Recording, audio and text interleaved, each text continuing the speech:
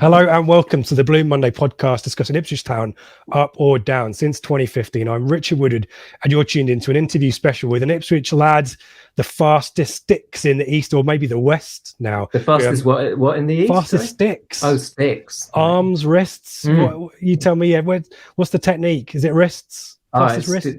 Sounds wrong now, doesn't it? Yeah, you just pummel it as fast as you can, I suppose, and just hope it stayed in time. Yeah, well, there's no secret. Fastest, the king of BPM, the driving force behind the band Editors, who are clocked up almost 20 years together, released their 7th studio album in September. But I'm here to talk about a little bit of podcasty stuff. Ed Lay, welcome to the podcast. Great to see you. How are you doing? Thank you very much. Yeah, thank you very much. I'm honoured to be on such a great podcast. Bless you. Well, we're honoured to have you. Oh, it's a pleasure. No, it's helped me out a lot. You know, this and the other one, Kings of Anglia. I'm a big fan. Yes, so, your second podcast, Ipswich Town podcast experience, because you've obviously done a show with our good friends Kings of Anglia, Ross, didn't you? I did one with Ross a couple of years ago. Yeah. So we'll drill into your Ipswich Town history a little bit more in that point. But we're here. I mean, I was very quickly. You mentioned that kind of in your downtime. You are on a perpetual European tour, seemingly at the moment. Tell us where you've been. Tell us where you're going. I've been mostly waiting for planes and trains. There's been a bit of it's like the Wild West out there this summer. It's quite incredible, and it's difficult to get crew. It's difficult to get flights and hotels. Everything is just manic. But we're getting the shows done, and they've been just world beating. Really loved the crowds, loved the experience again. You know, it's obviously been one of those times where everybody wants to get back and do what they actually do for a living. You know, we've been chomping at the bit, and absolutely loved every moment of it. And you've got crowds who have been cooped up for kind of a year and a half, who are just want to get out there, and live music is having a resurgence, isn't it, post kind of lockdowns and stuff like that? Yeah, it certainly seems to be. I mean, you know, I know we're entering very uncertain times, and financial climate's looking pretty grim on the horizon, but people have been, I think there's, you know, you sort of feel it when you're at the shows. There's real energy to it, and then somebody enjoys that, they'll try and book something else for another time. And, you know, so hopefully it will be one of those things that will be their sort of peaks and troughs in the next year, I think. And there's going to be some hard times, but to be back playing and to have a new record out is the new songs are going down great already.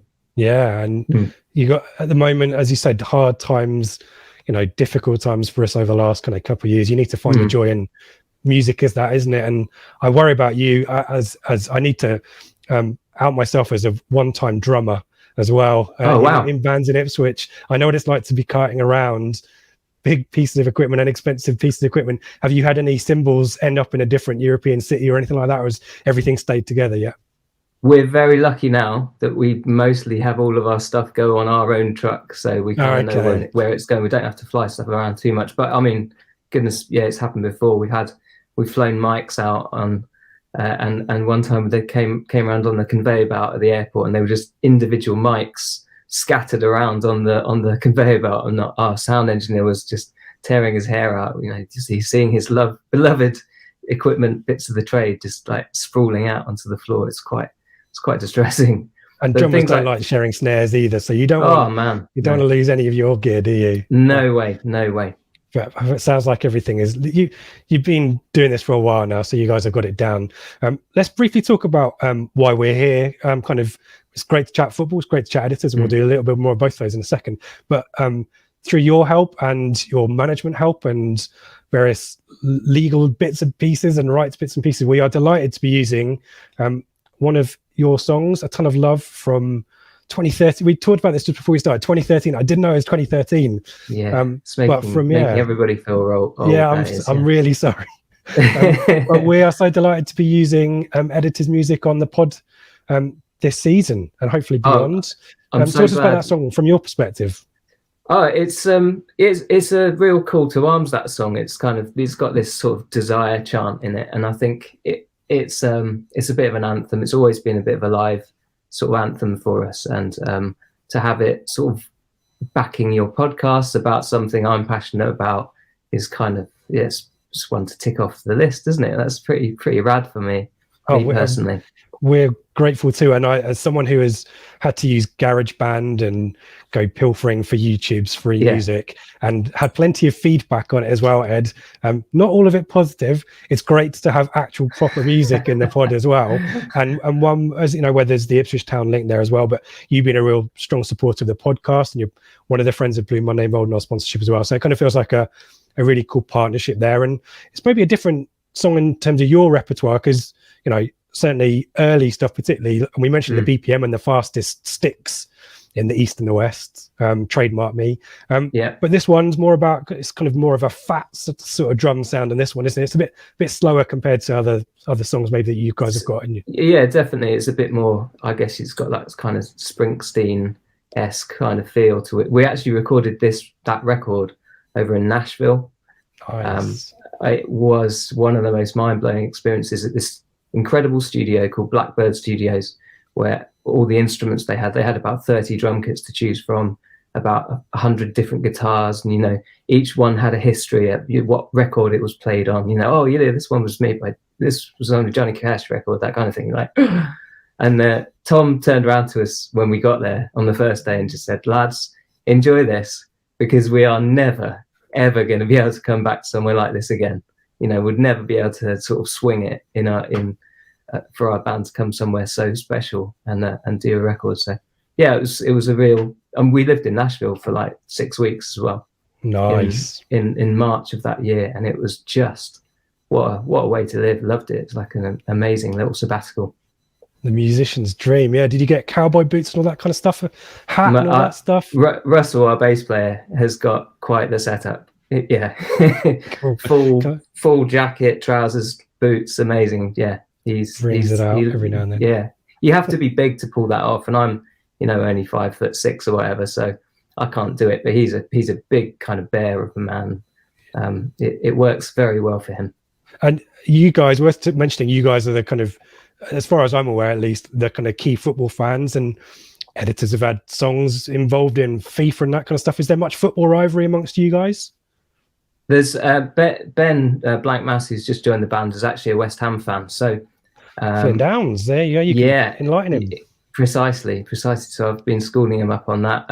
Yeah, we're all varied. Elliot's a Liverpool fan. Russell's a Villa fan. Obviously, I'm Ipswich. Tom's an Arsenal fan. He really, when we first started the band, he wasn't particularly interested in kind of, we were on Soccer AM once, and he sort of threw his hat in the ring for Forest Green Rovers, because he grew up sort of near Nailsworth and in Stroud. And so he kind of thought, well, I haven't got an affiliation, so I'll just sort of affiliate with them. So it's really strange for us now to be playing them in a matter of weeks. And I actually went to their stadium last year and saw a match, which I actually saw Corian Darber play when he was playing for Salford City. So it was pretty cool.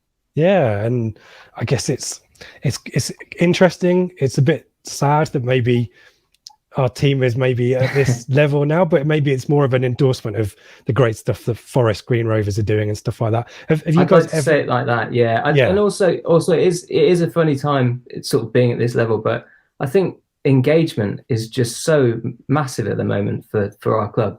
For me personally, I probably cared more in the last 2.5 years than I ever have done in my life about it. And seeing the women's team especially come up and be so prominent and be so good and entertaining to watch as well. It's a really big thing. I've got a sort of young family as well, so to try and introduce them to that, I've got a daughter who's 11 who's really keen on football, and she, you know, it's definitely her club. She looks out for them, and to have the women's Euros on at the moment it's an exciting time. Yeah, and it's great that you mentioned that as well. You know, we're super proud of being involved with the sponsorship with ITFC Women, and it's worth mentioning. You're obviously born and raised in Ipswich, via Stafford University, I guess, Midlands. Yeah, that's it. So yeah, I sort of switched to the Midlands when I was sort of 20. All the best people do that, Ed. All the best people. but the best people go back, right? So True. The very best, the cream of the crop. Maybe sometime. Maybe some, but you do make the pilgrimage every now and then, and you were saying you're you went to Forest Green Rovers because you're kind of based in the West Country area, but you've seen us at Keynsham, was it? ITFC Women last season? I missed the Keynsham one. Or was it a I different actually one? went down to Bridgewater. Bridgewater. Yeah. How did you find that? It was great. It was a bit of a double header because the day before I'd been to see Aston Villa play on Russell's kind of stag do, and then drove down. Actually, it was his birthday, and I got down to Bridgewater the next day to see the women win. So it was good weekend that. Yeah, quality that, and you're involved in the sponsorship this season as well, which we are super grateful for. I'm super proud to do it. So yeah, I'm really happy. Really happy. As I say, to have a little bit of a link back to the club is kind of important for me. Yeah, and have you got plans to? We've kind of talked about. You are off to. We talked about this before I recorded, and I've already forgotten it is. But you're off Bilbao, is it? And festivals throughout the summer. So got Benidorm on the horizon. Benidorm, that was it. Yeah, I'm doing all the big hitters this year. I did Magaluf earlier in the year. Benidorm's on the hit list for next weekend. Yeah, pretty odd summer of festivals. You know, they're a bit all over the place, but we seem to have played Spain about 5 or 6 times. It's not a bad place to go out. Yeah, why wouldn't you? But so that presumably makes and I will talk about UK tour as well in a bit. But presumably your primary route of seeing certainly the men's team is iFollow and all that kind of stuff. Do you get the downtime during the day to do that kind of stuff? I hope if timings work out, it's usually slap in the middle of sound check time if I'm in the UK. But hopefully. Yeah, because I'm abroad, I might be able to get that on iFollow. Actually, I always try and listen to it, but if I can actually watch it on the video, that'd be pretty awesome. And plans to make trip backs as dates allow. Obviously, we've got Cheltenham recently promoted to the 3rd tier where ITFC Women play, so that's maybe a bit convenient for you. But you did make a couple of trips over. Are you planning to do any more? Because I was going to ask you, are you excited for this season, something for the men's team? Expectation building, isn't it? Expectation is massive, isn't it? Everything seems to be put into place nicely. We just need to, pull it off.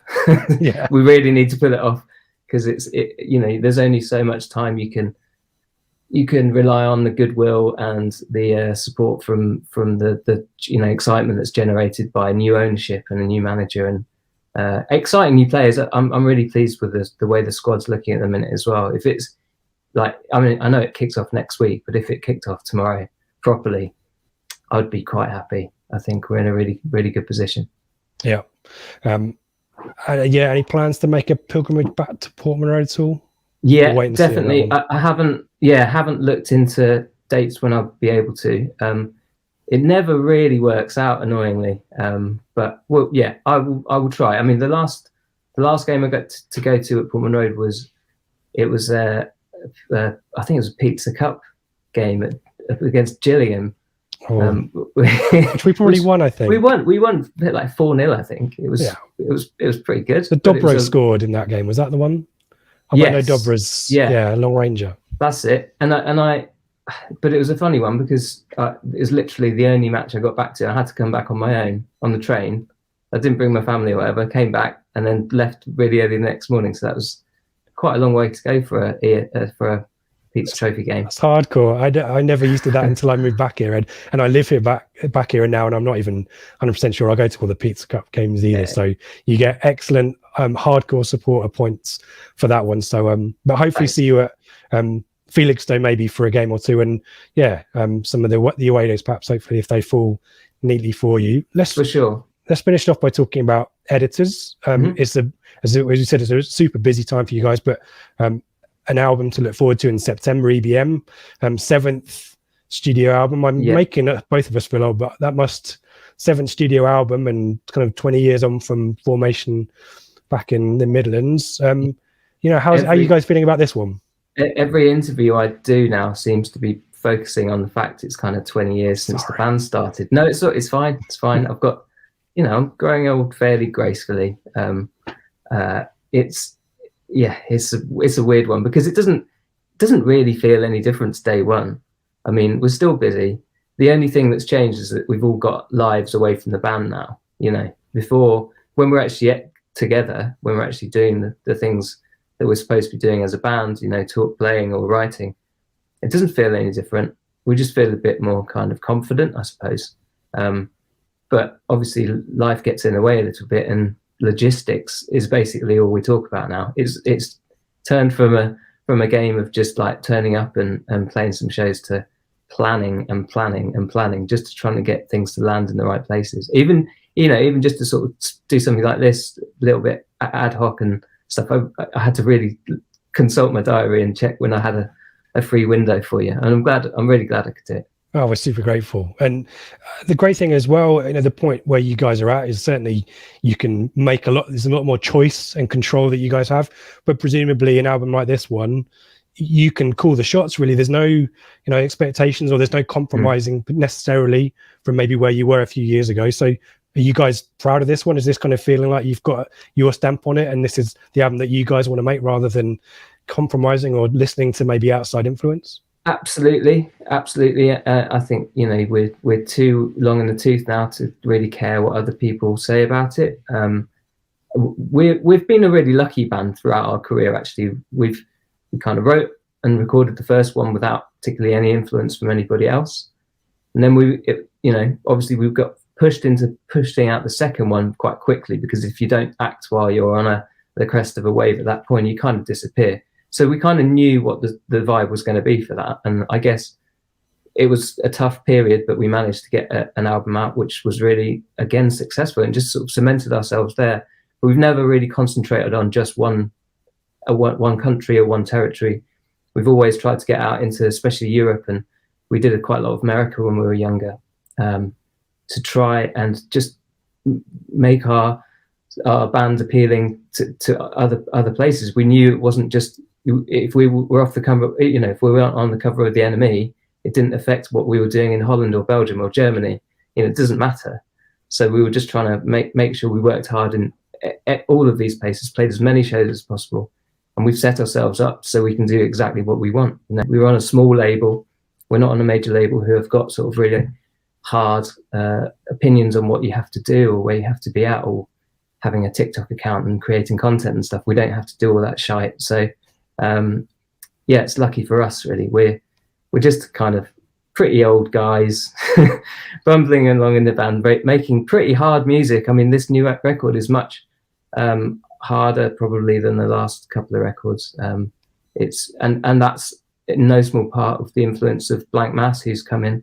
He used to be he's an incredible solo artist, but he used to be part of a band called Fuck Buttons when we were about 10 years ago, who I really recommend going out and listening to their stuff. So yeah, it's a great combination, having a new influence to come in on the group, a very positive influence, somebody who works really fast and is really excited about joining a band because he hasn't been in the band for 12, 13 years. Wow. You know, for that sort of new dynamic to be formed over the next couple of months when he starts rehearsals for the autumn tour is going to be really fun, really interesting, and I expect fairly full on. And two songs already released kind of early for ahead of the album. Yeah. And we've already spoken about Karma Climb, which, you know, is edited through and through as a proper song. Are these kind of illustrative of the overall sound for the album, or are these kind of gateways to get people used to maybe a new direction, or, you know, not a new direction, but you know what I mean? It's an evolved sound this time around.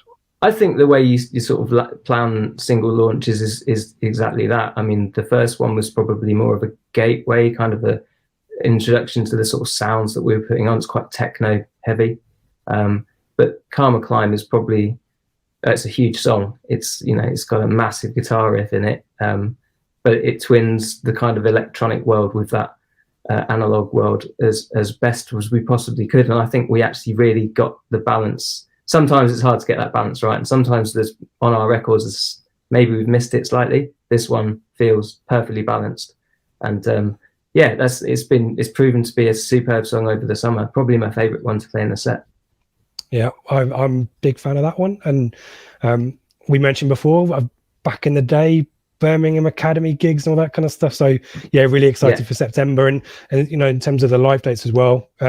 turn of the year into 2023, you guys are touring the UK. As always, kind of, and I can say this as a person who lives in Ipswich, there's no venue really for you guys, is there? It's kind of, you play the Premier Pool Club or you play Portman Road, and there's nowhere kind of in between really, is there? So not Cambridge really. is probably the nearest we can get to see you guys, isn't it? Yeah, that's right. I mean, obviously every year I kind of kick our agent and say, you know, come on, there must be something that come up. What about the Corn Exchange? Is that doing anything? And he's like, they don't put on gigs there particularly anymore. It's hard. It's promoters, and it's a complex world. It's pretty dark arts out there. But yeah, Cambridge isn't that far away. It's a good venue as well. Yeah, it's a really nice venue. I'm really pleased we're going there again. And you know, we're playing some venues we haven't played before. Playing Troxy down in London, which we've not done. So, and that's not a million miles away. If anybody wants a night out from Ipswich, so. Yeah, it's going to be a cracking tour, I reckon. Exciting times, right? Exciting times for you, exciting times for the bands, exciting times for Ipswich Town as well, exciting times for the podcast. And again, super grateful for you guys letting us borrow your song. We will do our best to look after it and use it wisely.